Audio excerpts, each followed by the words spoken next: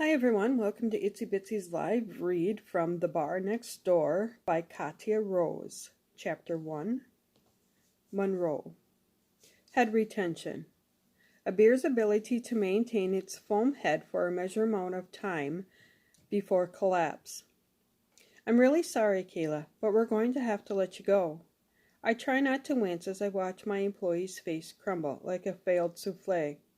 We've really loved having you here, I continue, feeling like I'm making a pathetic "it's not you, it's me" speech to a soon-to-be ex-boyfriend. Letting staff members go is 10 times harder than any breakup I've ever been through. And no, I'm not going to reflect on what that says about my past relationships. You've been an awesome employee, and this was really a hard decision to make. Sales just aren't high enough for me to keep this many staff members now that the holidays are over and you're the newest hire. I promised I wouldn't be doing this unless I had to. Kayla bobs her head and swallows. I hope she's not about to cry. If she cries, I'm totally going to give her job back, or at least send her home with a bottle of whiskey this bar can't afford to part with any more than it can afford to keep paying her. Your official last day will be 2 weeks from now. But if you have to leave earlier, that's completely fine.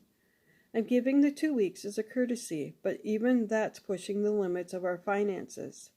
I rifle through the papers on my cluttered excuse for a desk and hand her one tucked into an envelope.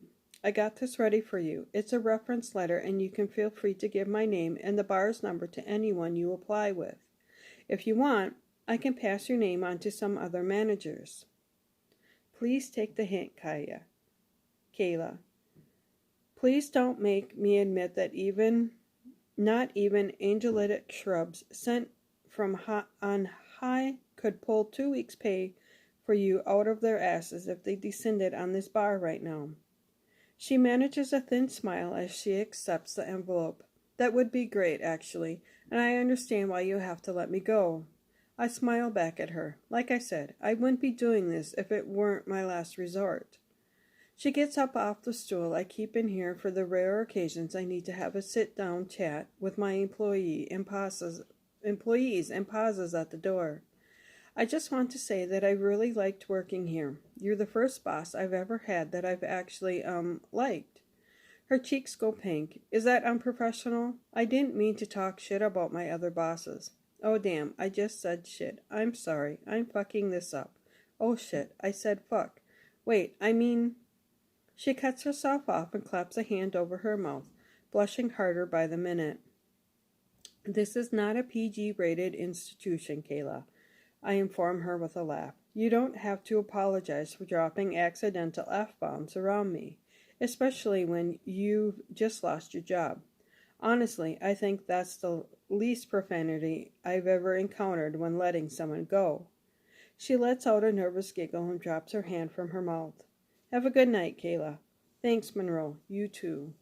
She gingerly closes the door to my office, if you can even call this converted broom closet an office, and I slouch back in my chair before letting out a sigh. I hate firing people. In my opinion, it's the worst part of being a manager.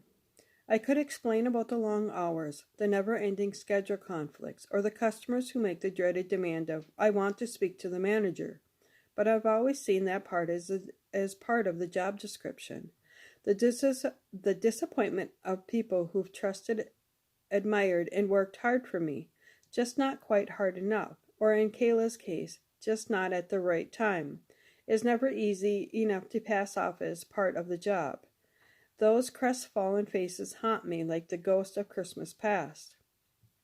I've been reading too many Victorian novels lately, I tell myself, as I imagine Jacob Marley floating through the door to rattle his chains at me and tell me off for sending a poor helpless girl out into the cold. Kayla is neither poor nor helpless. She's a university student who works part-time to afford a social life. In all likelihood, she'll have another job by the end of the week. I still feel bad. I start shifting through the papers on my desk to sort out what I need to take home with me tonight. The storage closet I managed to shove a chair and a tiny desk into doesn't have a room for a filing cabinet, so my office always looks like an explosion of stationery supplies. I have a few baskets and folders to try to keep things in check, but my shifts here are usually a mad dash between the front of the house, back house, delivery door, and whatever last-minute manager errands I need to run. I periodically poke my head in here to toss receipts inside and let them land where they may. Cleaning up is a futile effort. I've just about got my things packed when the door gets thrown open so hard it bangs against the drywall. Este de calas de tabnac. It's dead in here tonight, exclaims a very loud Quebecois accent as the girl emitting it yanks the stool out from where Kayla sat it aside and plops herself down. Comment ka va ave toi putain. In contrast to Kayla, Dee Dee doesn't show any qualms over tossing out half the explicits in her French-Canadian dialect before asking me the equivalent of, "What's up, you whore?" In fact, nearly everything about Dee Dee is direct contrast to Kayla. The term shame is a foreign concept to her. The only thing about Dee Dee that's ever turned pink in the current bubblegum shade of her hair. She's the kind of person who'd show up at a funeral with a case of vodka coolers and a piñata in an effort to liven things up. While she's not the friend who will sit and cry with you over your ex, she is a friend who will pull your head out of your bag of Cheetos, make you put something pretty on, and whisk you away to the kind of night you're eating pancakes at 3 a.m. and at least one of you has lost a shoe somewhere. If Kayla has a sunny disposition, then Dee Dee is a goddamn solar flare. She's also an excellent bartender and professional party starter, but not even her spontaneous dance routines on the bar have been enough to up our income lately. I just let Kayla go, I announce. Dee Dee twists on the stool to face the general direction of the bar and lifts her hand in salute. Adieu, little friend. Please tell me you never actually called her that to her face. She shrugs. That's what I call everyone you ask me to train, and I get them to call me Mama Dee Dee. I really hope you're joking. She inspects her nails in response. I love this girl all the way from her weirdly round toes to her sprinkle of freckles that dust her nose. Yeah, I'm a poet, and I know it. But sometimes being her boss feels like wrangling a wild steer. I'm heading out now, Mama Dee Dee, I inform her. I sent Kayla home already, so against my better judgment, it's just you and Zach on clothes tonight. She perks up like a puppy who just got called over for a cuddle. But Zach loves me. I know, that's the problem. She makes a face. Don't be gross, Monroe. He doesn't like me like that. I don't know if she actually believes that's true, or if she's just being willfully blind, but the heart of our sweet, adorably gaunt server, Zachary, has clearly been resting in Dee Dee's hands since some time within the last 5 minutes he met her. The problem is that he is so not her type. He'd be way better for her than the usual asshats with attitude problems she dates, but she shuts the conversation down every time I bring it up. Watching him hopelessly pine after her is a little bit cute, a little bit sad, and a little bit bad for overall employee relations. Just be gentle with him, I instruct, and unless we get some miracle rush, close the place at 10. 10? Dee Dee repeats. Vanyans la. I'm not making any money these days. I'm sorry. If it's any consolation, no one else is either. I've had to cut everyone's hours down. I'm hardly billing any of my own hours just to avoid firing anyone else. She reaches over to place a hand on my arm and squeezes. Hey, Ma Belle. Kava. We're gonna make a comeback, okay? It's always dead at this time of year. Mas este vient. Summer is on the way. That's the same promise I've been holding on to, repeating it like a mantra every time another load of snowfall keeps our customers tucked up at home or huddled in bars with better locations.